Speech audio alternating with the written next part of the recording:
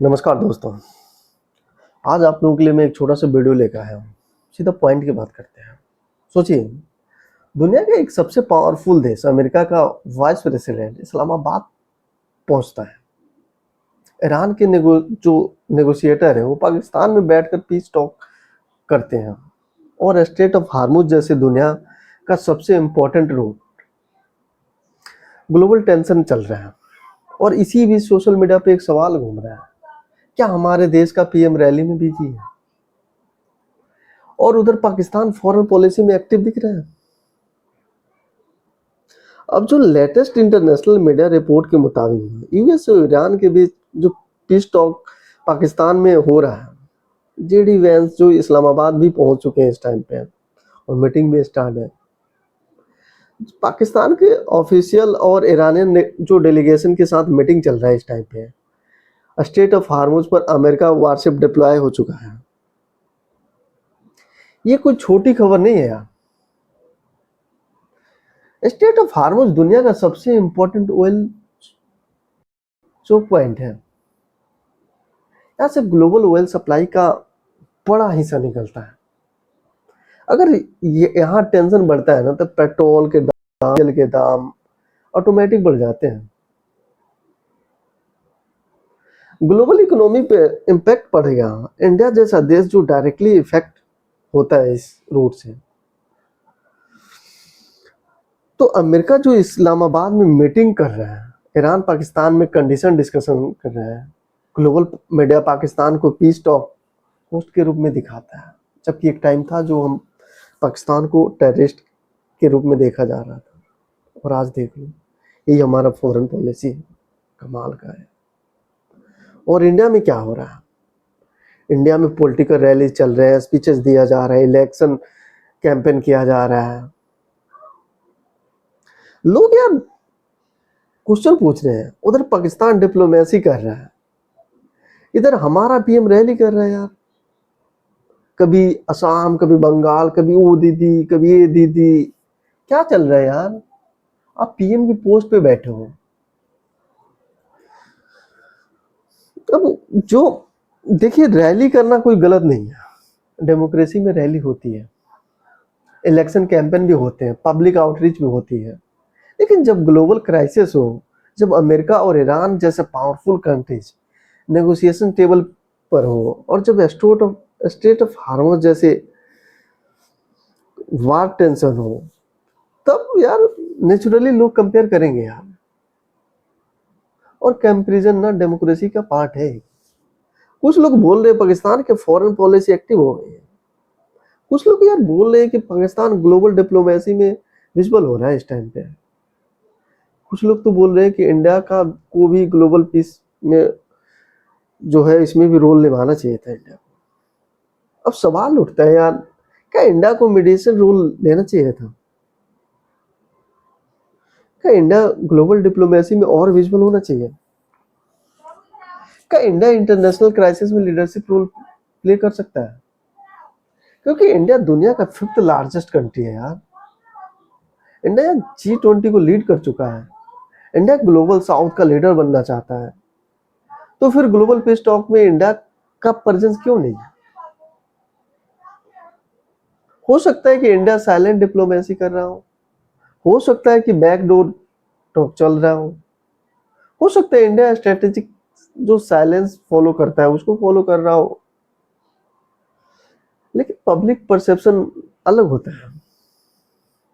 Public वही देखती है जो न्यूज चैनलों में दिखाया जाता है। और न्यूज में क्या दिखाया जा रहा है? पाकिस्तान में यूएसए वाइस प्रेसिडेंट की मीटिंग कर रहा है। ईरान नेगोशिएटर जो है पाकिस्तान में बैठकर कंडीशन डिस्कस कर रहा है। ग्लोबल मीडिया पाकिस्तान को डिप्लोमेसी हब के रूप में देख रही है। और इंडिया में रैली की न्यूज चल रहा है भाई, क्योंकि हमारे पीएम साहब को कैमरा चाहिए, लाइट चाहिए, बहुत सारे सिस्टम चाहिए होता है इनको। भाई पीएम की पोस्ट पे बैठे हो, कोई ढाबा पे नहीं बैठे हो आप। हर दिन हर इलेक्शन में चले गए मुंह उठा के यार। देश को भी तो देखना है आपको।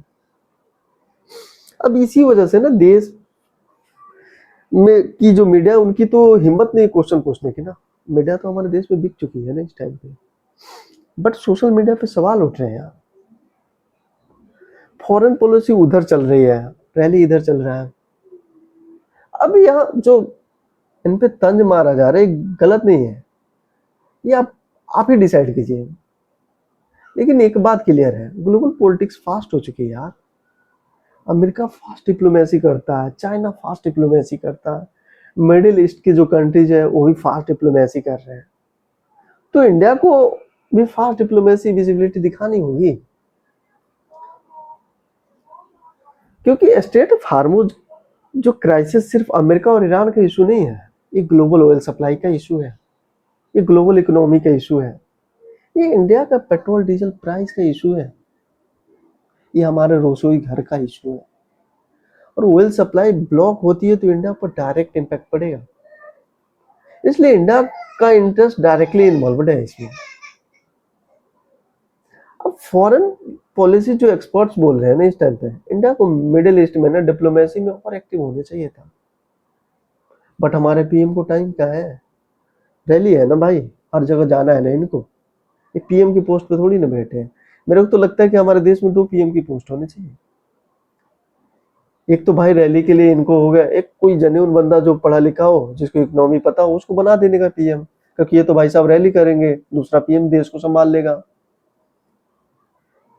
अब इंडिया के ईरान के साथ भी रिलेशन अच्छे हैं, इंडिया के यूएसए के साथ भी रिलेशन अच्छे हैं, इंडिया का गल्फ कंट्रीज के साथ भी रिलेशन स्ट्रॉन्ग है, तो इंडिया एक स्ट्रॉन्ग मीडिएटर बन सकता है, इंडिया पीस डिप्लोमेसी में रोल प्ले कर सकता है, इंडिया ग्लोबल लीडरशिप दिखाने का चांस था इस टाइम पे।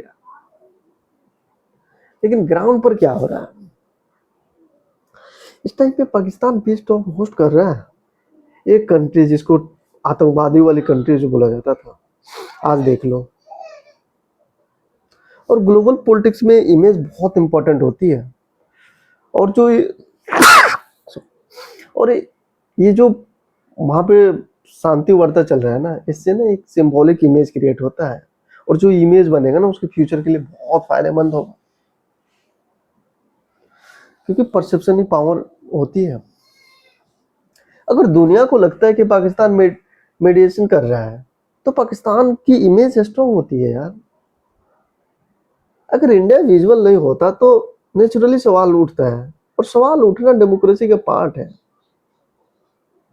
अब सवाल ये नहीं है कि रैली गलत है यार, रैली डेमोक्रेसी का पार्ट है, बट एक लिमिट तक।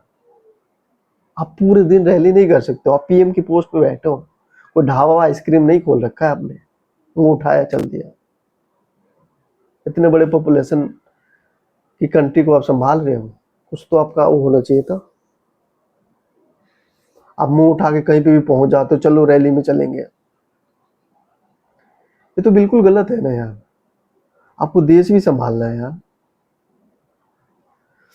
अब सवाल यह है कि ग्लोबल क्राइसिस के टाइम फॉरेन पॉलिसी विजिबिलिटी कितनी स्ट्रांग होनी चाहिए। क्या इंडिया को इंटरनेशनल डिप्लोमेसी में और एग्रेसिव होना चाहिए? क्या इंडिया को ग्लोबल पीस टॉक में रोल लेना चाहिए था? क्या इंडिया को स्टेट ऑफ हार्मोज जैसे क्राइसिस में लीडरशिप दिखानी चाहिए?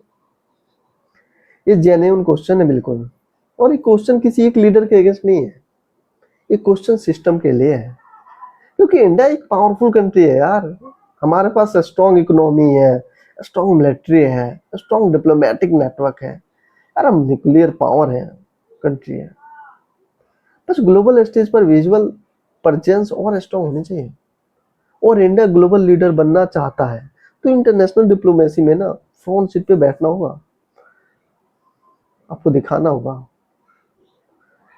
यार। रैली भी जरूरी है, फॉरेन पॉलिसी भी जरूरी है ना, सिर्फ रैली से काम नहीं चलेगा ना।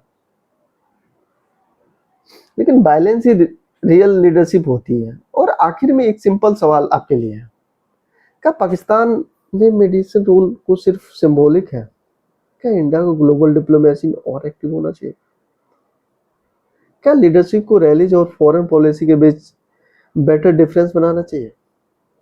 कमेंट में अपना ओपिनियन जरूर बताएं, वीडियो को शेयर करें, लाइक करें और सब्सक्राइब करें। ओके, धन्यवाद।